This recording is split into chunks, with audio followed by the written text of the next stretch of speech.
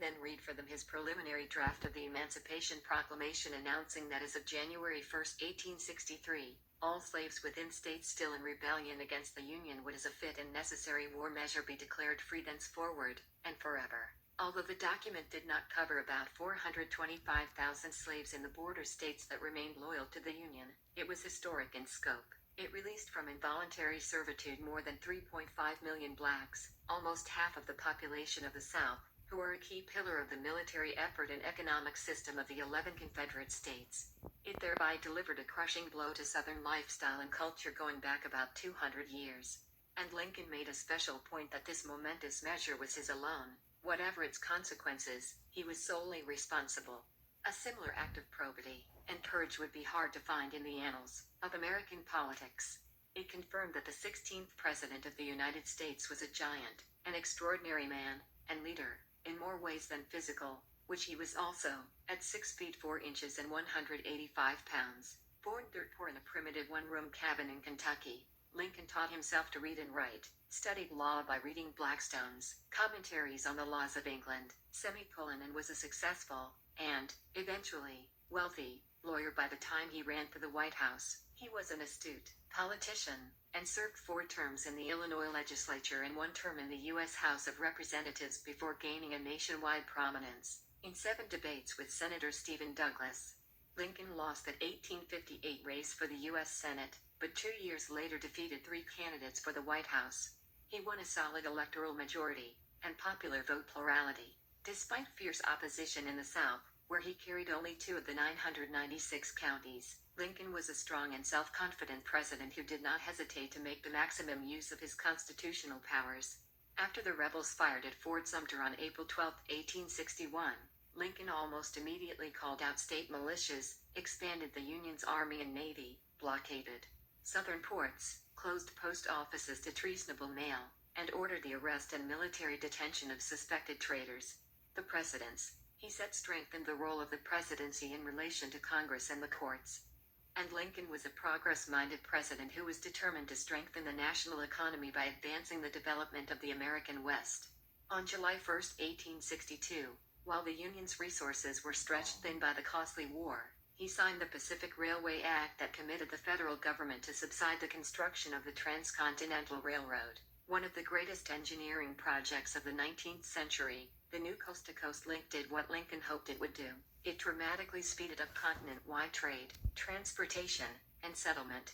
And on top of these strengths, Lincoln had a quality that's not common among leaders: the courage to change his mind. Lincoln's attitude towards slavery. In his book, What Lincoln Believed, Michael Lind lists several key principles that moved Lincoln at the start of the Civil War. He was determined, above all, to carry out his oath to preserve, protect, and defend the Constitution of the United States. As he wrote in April 1862 to Horace Greeley, the publisher of the Chicago Tribune, "My paramount object in this struggle is to save the Union. If I could save the Union without freeing any slave, I would do it. And if I could save it by freeing all the slaves, I would do it. And if I could save it by freeing some and leaving others alone, I would also do that." Lincoln believed, as did most contemporary Americans, that whites were superior to blacks, and even after emancipating the slaves he was hesitant about treating all of them as equal citizens. 4 days before he was assassinated, he said that he would prefer to confer the right to vote on the blacks who are very intelligent, and on those who serve our cause as soldiers. And until he started drafting the Emancipation Proclamation, he wanted to be the president of a white-only American republic. As most politicians of his era, he believed that the slaves should be encouraged to voluntarily leave the United States and establish their own colony abroad, perhaps in Africa or the Caribbean. But Lincoln was also deeply opposed to slavery. He was convinced that all men are created equal and passionately rejected the idea that whites had the right to rule blacks. This ambivalence was best shown in the 2 drafts of the Emancipation Proclamation, the preliminary version Lincoln read to his cabinet on July 21, 1862, and the final document he issued on January 1, 1863. The first version called for the continuation of the effort to colonize persons of African descent, with their consent, upon this continent, or elsewhere. That provision was emphatically rejected by a group of freed slaves that Lincoln briefed on this subject on August 14, 1862, and it provoked a blistering Personal attack on the president by Frederick Douglass, a newspaper publisher and the foremost black leader of the Civil War era. 3.5 months later, not a word about colonization appeared in the final document. Instead, the 1863 proclamation announced Lincoln's readiness to take an unprecedented step toward making blacks American citizens. The document pledged that the freed slaves who volunteer will be received into the armed service of the United States to garrison forts, positions, stations, and other places, and to man vessels of all sorts in said service. This was complete reversal of the president's colonization policy, but it was not the first sign of his rejection of involuntary servitude. Lincoln had tried to free at least some of the slaves as far back as 1848 when, as a young congressman, he proposed a bill to emancipate the slaves living in Washington, D.C., the Federal District of Columbia. The proposal was turned down, but as president, Lincoln repeatedly returned to the slavery issue. For example, he signed an act stipulating that all slaves who had fought for the Confederacy could be confiscated by the Union's army from their owners and freed. The act also prohibited the Union Army and Navy from returning fugitive slaves to their owners, and in effect revoked an 1850 law under which the northern states were obligated to return fugitive slaves to their southern owners. Lincoln justified his Emancipation Proclamation with the need to weaken the Confederacy and save the Union. The Emancipation accomplished that, and more.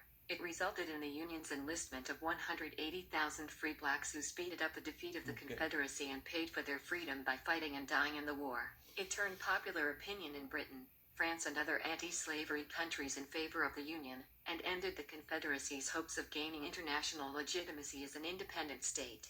It ended all attempts to expatriate the freed blacks. Only 168 of them left for Africa during the Civil War, and fewer than 2,500 followed over the next 5 years. Frederick Douglass became an enthusiastic supporter of Lincoln, who repeatedly consulted with him in the White House, an honor that was without precedent and remained unique until 1901, when President Theodore Roosevelt invited Booker T. Washington for dinner. And the Northern attitude toward the blacks changed so completely that a little over a year after he issued the proclamation, Lincoln was re-elected on a platform that called for a constitutional amendment to make the emancipation nationwide and permanent. On April 15, 1865, just over a month after the Confederacy surrendered, the president took yet another long step forward to strengthen American democracy. He called for an amendment that would give black American voting rights, a proposal that may have triggered John Wilkes Booth's murderous rage. Students of history agree that no American president ever faced a greater crisis, or handled an emergency as well as Lincoln. In 1982, 49 historians and political scientists were asked by the Chicago Tribune to rate all the U.S. presidents through Jimmy Carter in 5 categories: leadership qualities, accomplishments/crisis management, political skills, appointments, and character/integrity. Abraham Lincoln won the top rating in all 5 categories.